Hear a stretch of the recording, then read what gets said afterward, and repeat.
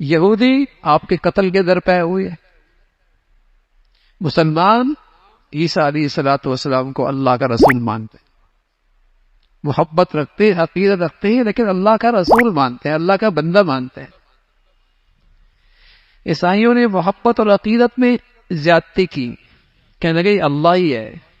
پھر کہنے لگے اللہ کا حصہ ہی ہے، الہ کہہ دیا، فرمایا اللہ اس پاک ہے، ہر قسم کے شرکت سے، شریک سے پاک ہے، اس کا تذکرہ فرمایا۔ اور عیسیٰ علیہ الصلوۃ والسلام کو اللہ کی بندگی میں کوئی آر نہیں، انہیں اللہ کی بندگی میں کوئی آر نہیں، تو اللہ کے بندے ہیں۔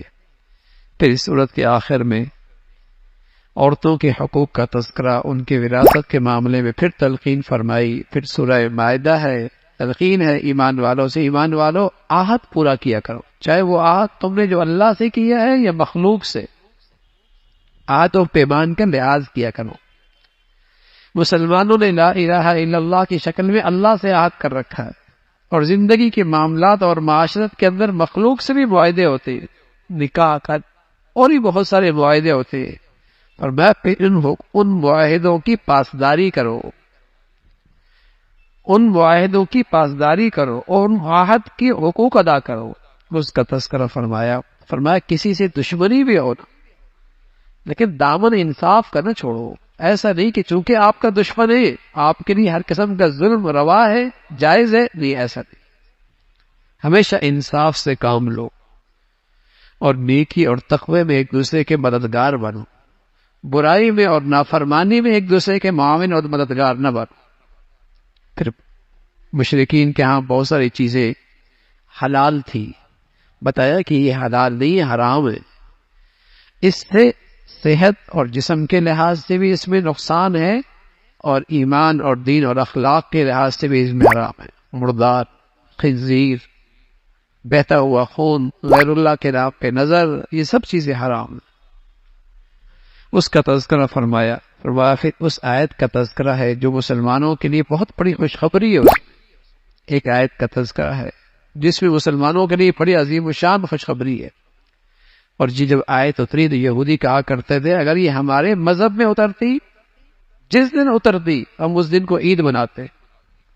حضرت عمر رضی اللہ تعالیٰ عنہ نے جب یہودیوں کی یہ بات سنی تو فرمایا ہاں،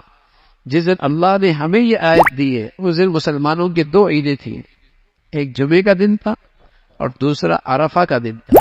شام کا وقت تھا، آپ علیہ الصلوۃ والسلام اونٹنی میں تھے، بیٹھے ہوئے تھے، اور میدان عرفہ کا میدان تھا، جمعے کا دن تھا۔ اس دن اللہ کی طرف سے یہ پیغام آیا الیوم اکملت لکم دینکم واتممت علیکم نعمتی، میں نے اپنی نعمت اسلام کی شکل میں، دین کی شکل میں مکمل کر دی، تمہیں ایک مکمل ضابطہ زندگی دیا ہے، کوئی ایسی چیز نہیں ہے دنیا اور آخرت کے لحاظ سے جس میں تمہارے لیے اس دین میں اس کا حل موجود نہ ہو، اور تمہاری کامیابی کا اس میں رہنمائی اور دستور موجود نہ ہو، مکمل ضابطہ زندگی ہے۔ لیکن آج مسلمان انفرادی سطح پر بھی اور قومی سطح پر بھی دیکھ لے تو کتنا اسلام پہ چلتا ہے اور کتنوں غیروں کی زندگی پہ چلتا ہے، ایسا لگتا ہے یہ منگتا سب سے تھوڑا تھوڑا مانگ کر زندگی اپنانا شروع کر دی۔ حالانکہ اللہ کے نبی صلی اللہ علیہ وسلم اس امت کو خوددار بنا کر گئے تاکہ کسی کی محتاج نہ رہے، دنیا آئے زندگی کی بھیک لینے کے لیے ان کے در پہ، ان کے پاس ایسی خوبصورت زندگی ہے اسلام کی شکل میں۔ پھر اللہ رب العزت نے ایک آسان حکم دیا کہ جو شکاری کتا ہوتا ہے، جسے سکھایا جاتا ہے، سیکھا ہوا کتا، اگر وہ شکار